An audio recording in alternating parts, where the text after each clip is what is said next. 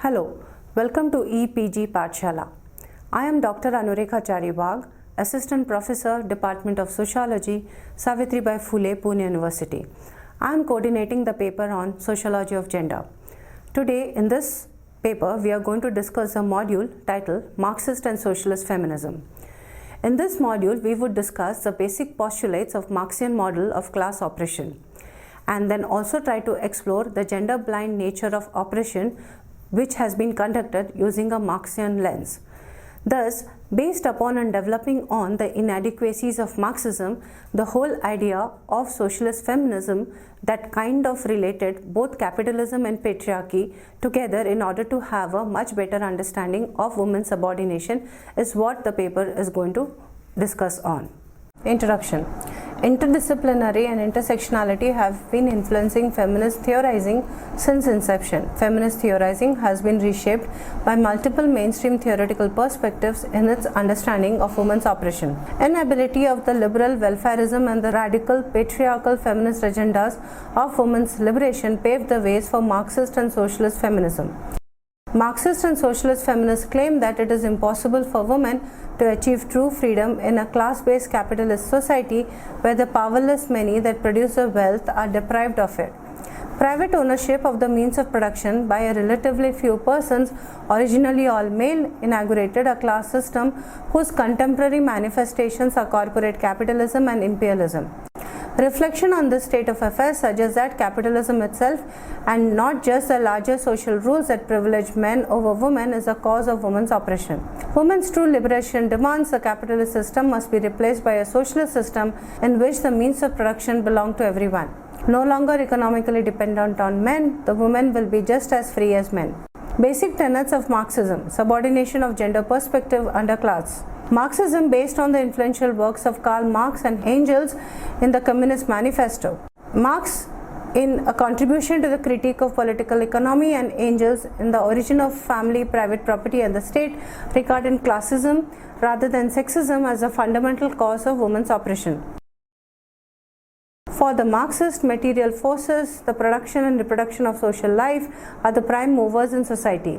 In other words, Marx believed a society's total mode of production, that is, its forces of production, the raw material, tools and workers that actually produce goods, plus its relations of production, the ways in which production is organized, generates a superstructure, a layer of legal, political and social ideas that in turn reinforces the mode of production. Marx and Engels focused on a class struggle as the driving forces of history. They paid scant attention to sex class. Shulamit Firestone, a radical feminist following Marxian dialectics, claimed that the material basis for the sexual political ideology of female submission and male domination was rooted in the reproductive roles of men and women. She proposed to make up for this by developing a feminist version of historical materialism in which sex, class rather than economic class is a central concept. Firestone said it would take a major biological and social revolution to effect this kind of human liberation. According to Marxist feminists, women's liberation can only be achieved through a radical restructuring of the current capitalist economy in which much of the woman's labor is uncompensated and invisible. In the capitalist system, two types of labor exist, followed by Engels. Marxist feminists like Margaret Benston and Peggy Morton stressed on productive labor, in which the labor results in goods or services that have monetary value in the capitalist system and are thus compensated by the producers in form of a paid wage. Reproductive labor, which is associated with the private sphere and involves anything that people have to do for themselves that is not for the purposes of receiving a wage, that is cleaning, cooking, having children. Engels, the origin of family, private property and the state. Although the fathers of Marxism did not take women's oppression as seriously as they did workers' oppression, but Engels did offer explanations for women's oppression. Engels, in the origin of family, private property and the state, showed how changes in the material conditions of people affect the organization of the family relations. Engels speculated that primitive hunting, gathering, promiscuous societies may have been not merely matrilineal but also matriarchal societies in which women ruled at the political, social and economic levels. Only when the site of production changed, women lost their advantaged position. Engels said a site change did not occur with the advent of agriculture, domestication of animals and breeding of herds. Somehow the male-female power balance shifted in favor of men as men learned to produce more than enough animals to meet their tribe's needs for milk and meat. As men's work and production grew in importance, the value of women's work, production, and status of women decreased. With the newfound social status, suddenly men wanted their own biological children by imposing control on pre-existing free female sexuality to get their positions, and exerted enormous pressure to convert society from a matrilineal one into a patrilineal one. Angels presented the overthrow of mother right at the world historic defeat of the female sex. In this new familial order, said angels, the husband ruled by the virtue of his economic power. He is the bourgeois and the wife represents the proletariat. Angels believe men's power over women is rooted in men's control over private property. He believed that the oppression of women will cease only with the dissolution of the institutions of private property. From Marxism to Marxist feminism. Classical Marxist feminists work within the conceptual terrain laid out by Marx, Engels, Lenin, and other 19th century thinkers. During the Communist Revolution of 1917 in Russia, women were invited to enter the productive workforce with the expectation that economic independence would increase the possibility of women's developing self-confidence and viewing themselves as makers of a meaningful human history. But it was disturbingly found that relegation of most women to low-status women's work, secretarial, road factory work, service work, included jobs relating to cooking, cleaning, caring for the basic needs of the young, old, and the infirm. Reconfirmation of the sexual division of labor through the creation of female profession and male profession. Payment of lower wages to women than the wages paid to men. Treatment of women as a colossal reserve of labor forces to use or not to use, depending upon the state's need for workers. Like Marxists in general, Marxist feminists claim that social existence determines consciousness. Thus, Marxist feminists believe that we need to analyze the links between women's work status and women's self-image in order to understand the unique character of women's oppression. According to Marx, capitalist ideologies lead workers and employers to focus on capitalism's surface structure of exchange relations, where workers gradually convince themselves that even though their money is very hard earned, there is nothing inherently wrong with the specific exchange relations into which they have entered. But as Marxist and socialist feminists see it, when a poor, illiterate, unskilled woman chooses to sell her sexual or reproductive services, chances are her choice is more coerced than free. Marx observed that every class-divided political economy, right from the primitive communal state, slave society, the pre-capitalist society, to the capitalist society till date, contains the seeds of its own destruction. According to Marx, when these two groups of people, the haves and the have-nots, both become conscious of them as classes, class struggle begins and ultimately topples the system that produces these classes. As Marxist and socialist feminists wish to view women as a collectivity, Marxist teachings on class and class consciousness play a large role in Marxist and socialist feminist thought. A Marxist answer to the question of women's oppression would point to the sexual division of labor and the implication of this division for power differential between women and men. By widening the Marxist conception of reproduction to include household labor and childcare, feminists like Margaret Benston, Dalla Costa, Selma Jane, Sylvia Walby, and Clara Zetkin made important major contribution to our understanding of the interaction of gender and economy. Socialization of domestic work. Margaret Benston defined women as that class of people responsible for the production of simple use values in the activities associated with the house and family. Focusing on women's exclusion from productive labor as the most important source of female oppression, some Marxist feminists argued for the inclusion of domestic work within the wage capitalist economy. According to Benston, feminists' plan for women's liberation through bringing women into the productive workforce will be thwarted if it is not simultaneously supported by socializing the jobs of cooking, cleaning, and childcare. To be sure, she concluded, socialization of domestic work might lead women doing the same sorts of female work outside the home as they do inside the home, but with remuneration and recognition. Wage employment will increase men's chance of taking up those jobs and thereby increasing the status of these works as well. Wages for housework. Marxist feminist thinkers Dalla Costa and James claim that women's work inside the home creates surplus value. They reason that women's domestic work is necessary condition for all other labor, from which in turn surplus value is extracted. By providing not only food and clothes but also emotional comfort to the current and future workers, women keep the clogs of the capitalist machine running. Therefore, Dalla Costa and James argued that the men's employers should pay women's wages for housework they do. Their suggestion attracted a lot of criticism from within and outside feminist discourse. Complexities associated with the modalities of payment of wages for the housework make it untenable, and not all and not even most women in advanced capitalist economies are stay-at-home domestic workers. If they have to pay wages for housework, employers would probably pay housewife husbands lower wages. If they have to, most small companies would probably go out of business.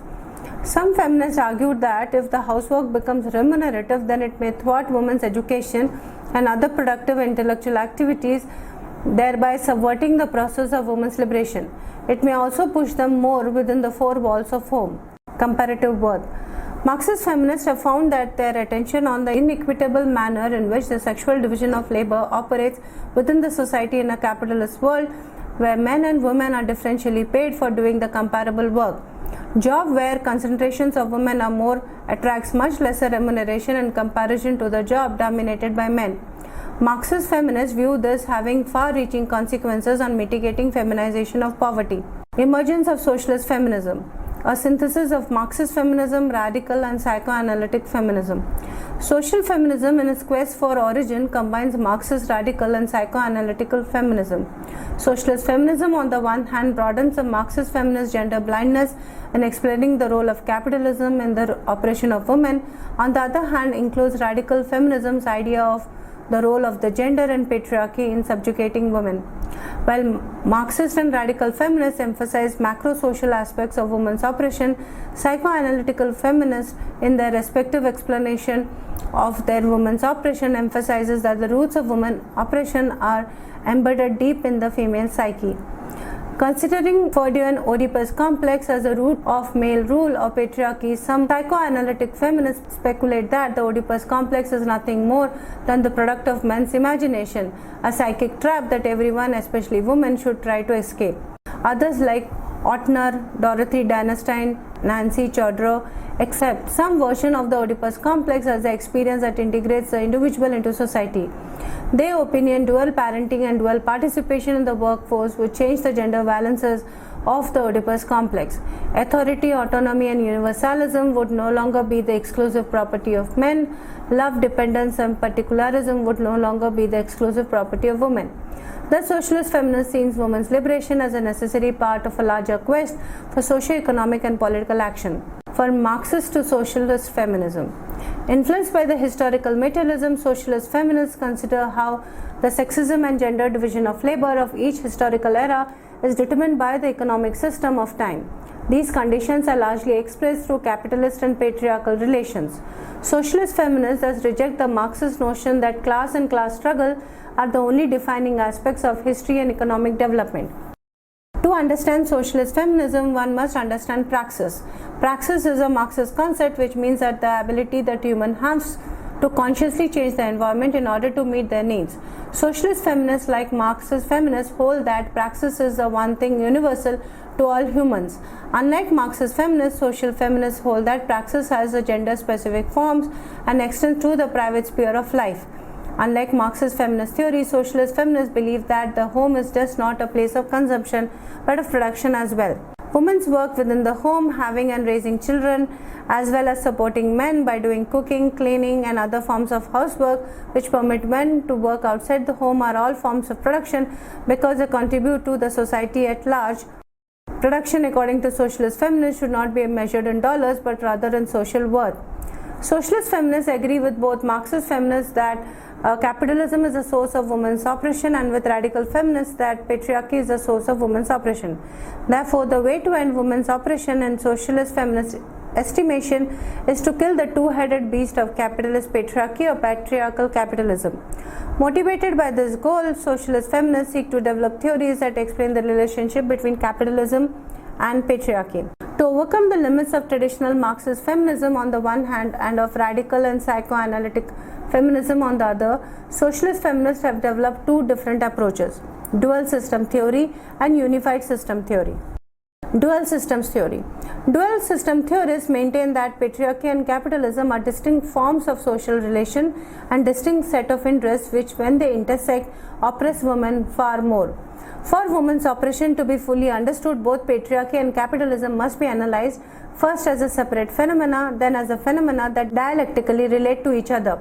Although all dual systems theorists describe capitalism as a material structure or a historically rooted mode of production, only some describe patriarchy as a material structure or historically rooted mode of production or sexuality.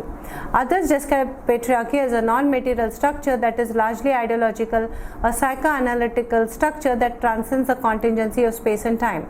A non-materialist account of patriarchy plus a materialist account of capitalism. Juliet Mitchell is an example of a dual system theorist who coupled a non-materialist account of patriarchy with a materialist account. Mitchell's conception of patriarchy was non-material because some of the aspects of women's life within the family are economic, results of the change in the mode of production across space and time, while others are biosocial, the result of interplay between female biology and the social environment, and the other still is ideological, the result of ideas of society has about the way in which women should relate to men. In spite of the changes in the mode of production, these biosocial and ideological aspects will remain essentially the same.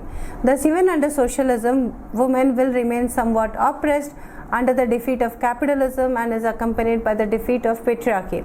She has suggested that while economic aspects of patriarchy can be altered by material means, its biosocial and ideological aspects can be altered only by non-material means through a rewriting of the psycho-sexual drama. A materialist account of patriarchy plus a materialist account of capitalism. Hedy Hartman defined patriarchy as a set of social relations between men which have material base. This material base rests in men's historical control over women's labor power.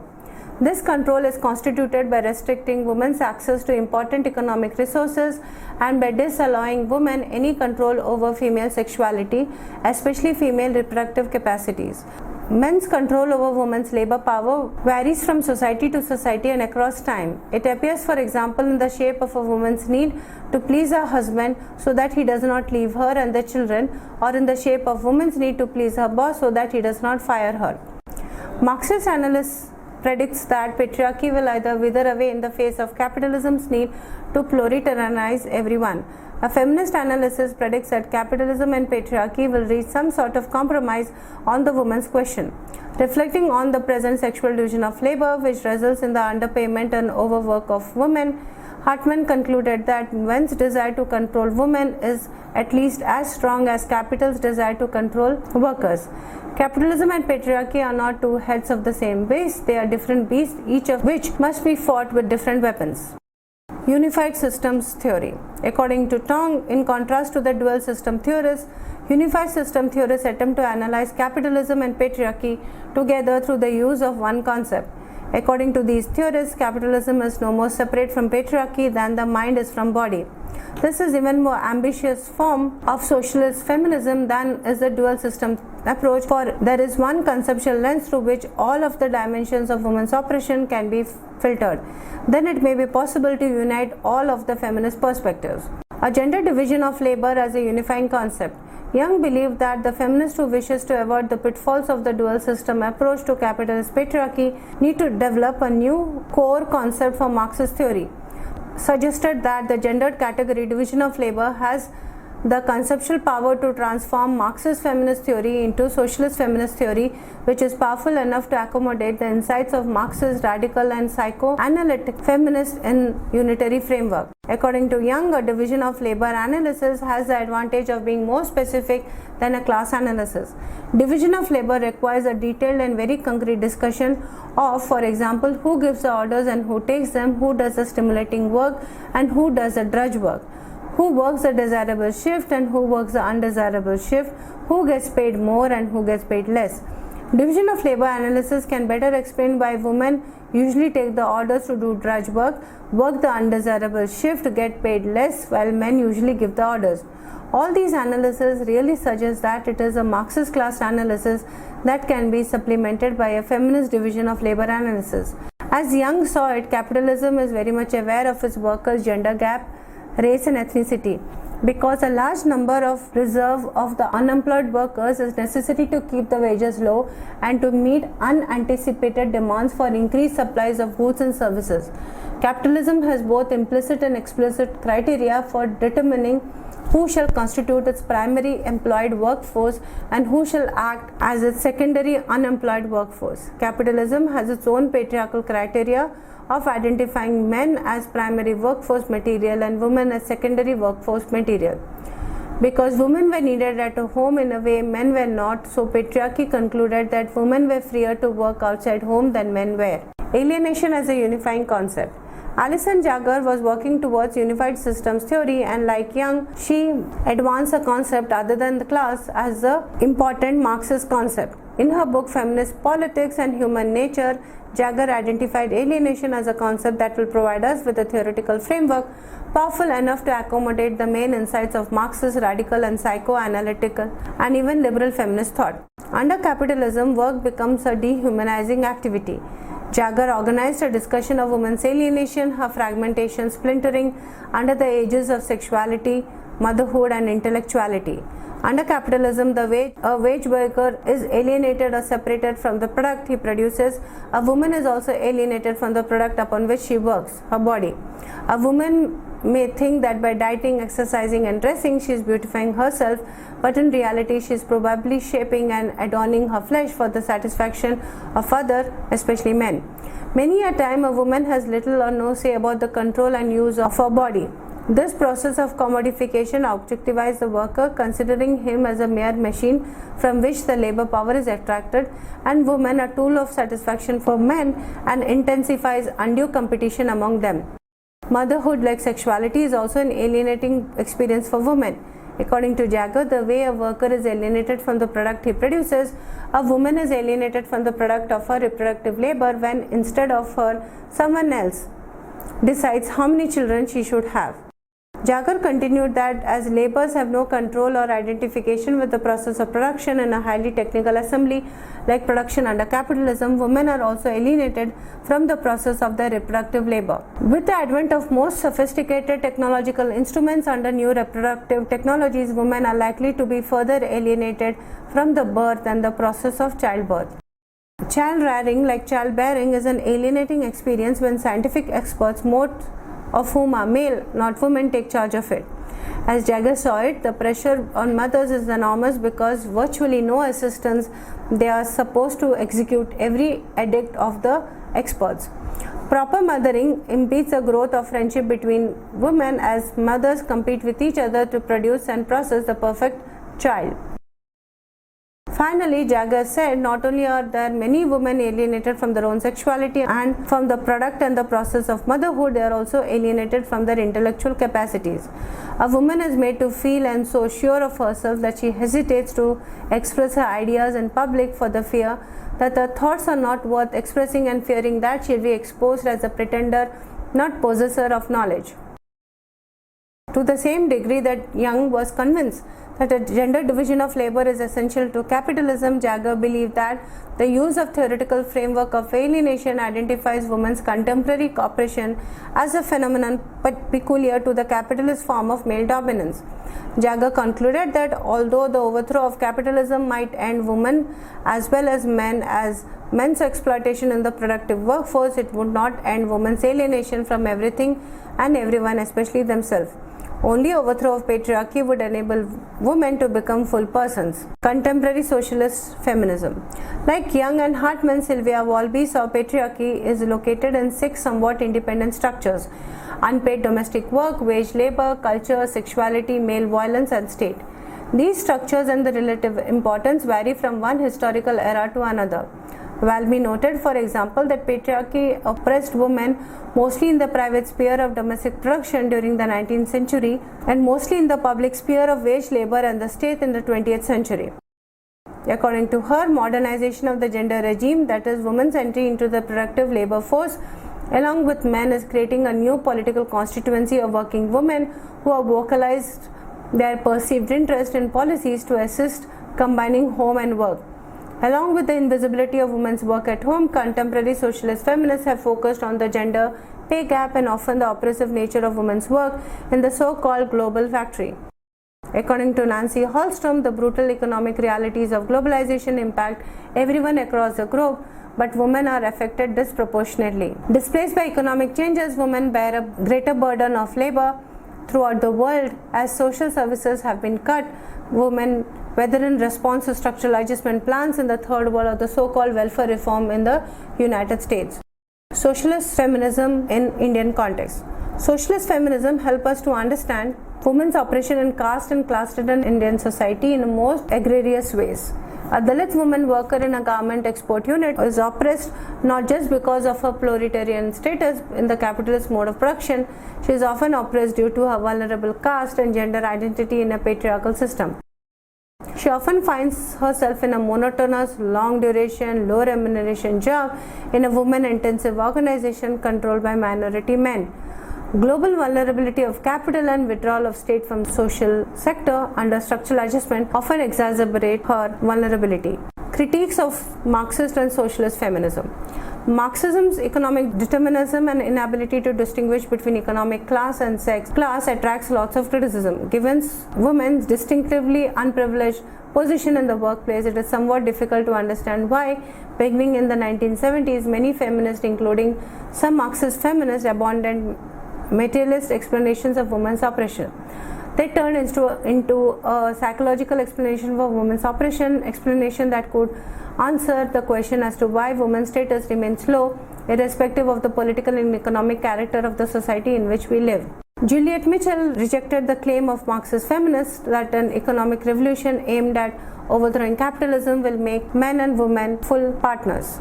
Marxist feminists considered women as a part of working class and emphasized more in the economic sphere rather than paying attention to women's experience in the domestic sphere. Mitchell explained that attitudes towards women will never really change as long as both male and female psychologies are dominated by the phallic symbol.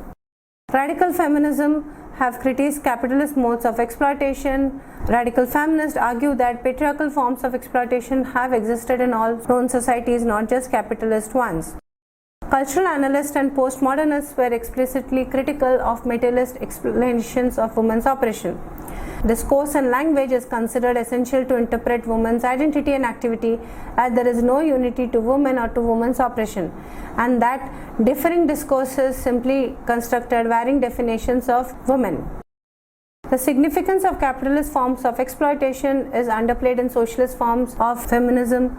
Socialist feminism is criticized for being neither revolutionary nor radical enough to create lasting solutions to the problem of female economic and social exploitation. After hearing about the whole ideas in terms of Marxism and Marxist and socialist feminism, we have got a broad idea about Marxism and socialist feminism, especially also its critiques. We have discussed the whole concept in terms of alienation, capitalism, production and reproductive labor, sexual division of labor, socialization of domestic work, wages for housework, also the whole contemporary socialist feminism, and finally we have also discussed the socialist feminism in India, especially in the Indian context. Thank you.